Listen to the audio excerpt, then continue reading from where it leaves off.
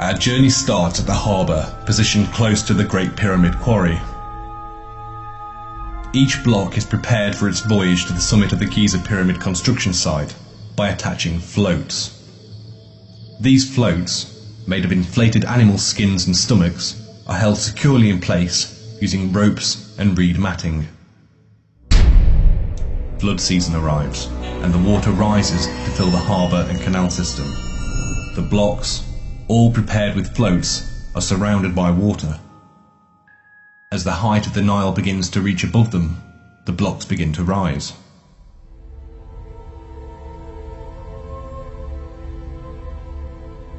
From here, in 3s and 4s, the blocks are guided down the canal to the Causeway Harbour using cattle oxen.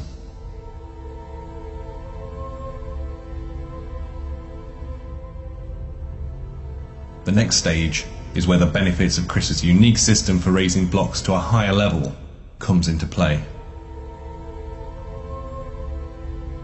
The causeway that leads from the canal to the pyramid precinct is essentially a massive pipe or culvert that seals in hundreds of gallons of water.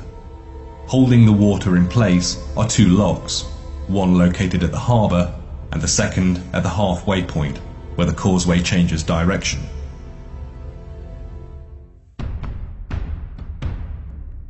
The blocks are guided into the open lock, a few at a time until it is fully loaded, and then the first gate is closed behind them. The second gate is opened, and the floating blocks gently glide up the sealed and water-filled causeway.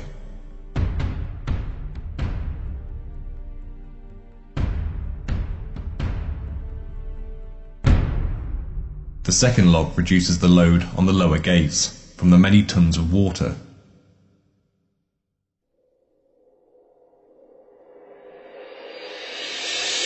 The blocks arrive at the top of the causeway, straight into the pyramid precinct. Each set in turn would then be delivered to the different shafts on each side of the pyramid by workers using reed boats. On each side of the pyramid, water-filled shafts extend up to the work area. As with the causeway, it starts with a sealed lock where the blocks are guided in.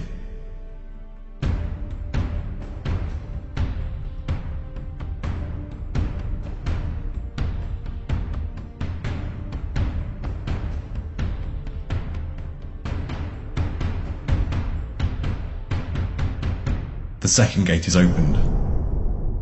The blocks gently rise out of the lock and float steadily upwards, letting physics and nature do all of the heavy work.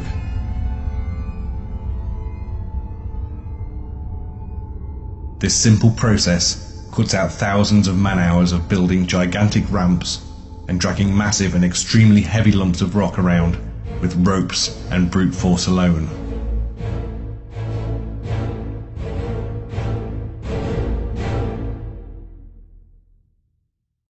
At the top of the shaft, the gate is opened, and the blocks float into the upper channel, which is also flooded with water.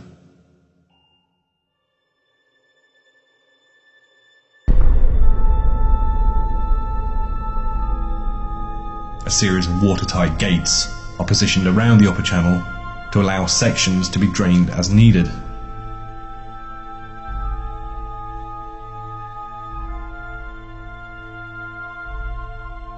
The smooth facing blocks, floated across the Nile from the quarry at Tura, are the first to be guided into their approximate positions.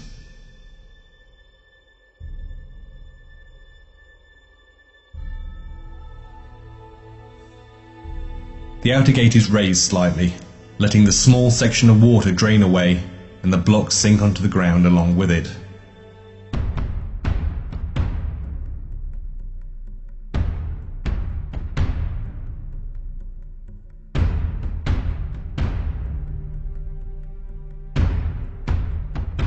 Then, the facing blocks are manually barred into their final resting place using mud as a lubricant.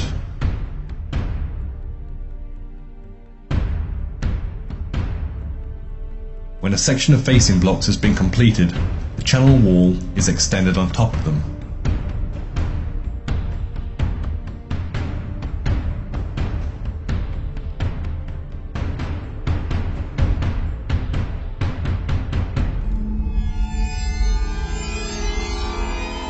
is once again flooded, ready for the interior blocks to be floated into place.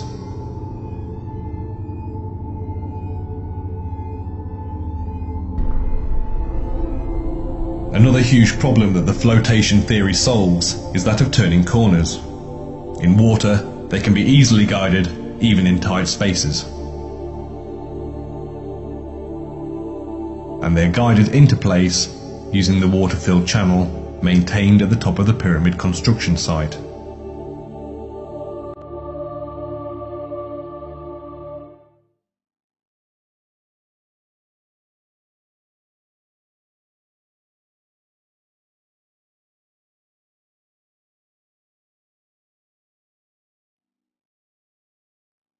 Reusable floats are removed gradually. The sinking block is guided gracefully into its desired position.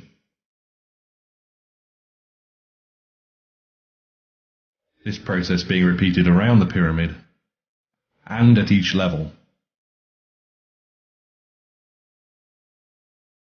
Using this technique, the ancient Egyptians could have built Khufu and many of its massive structures without the need for vast workforces.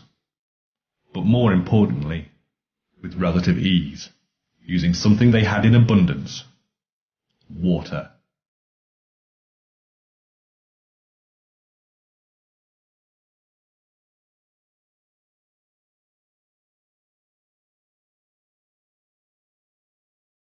Now read the book to give you a detailed understanding of the idea and the concepts behind it.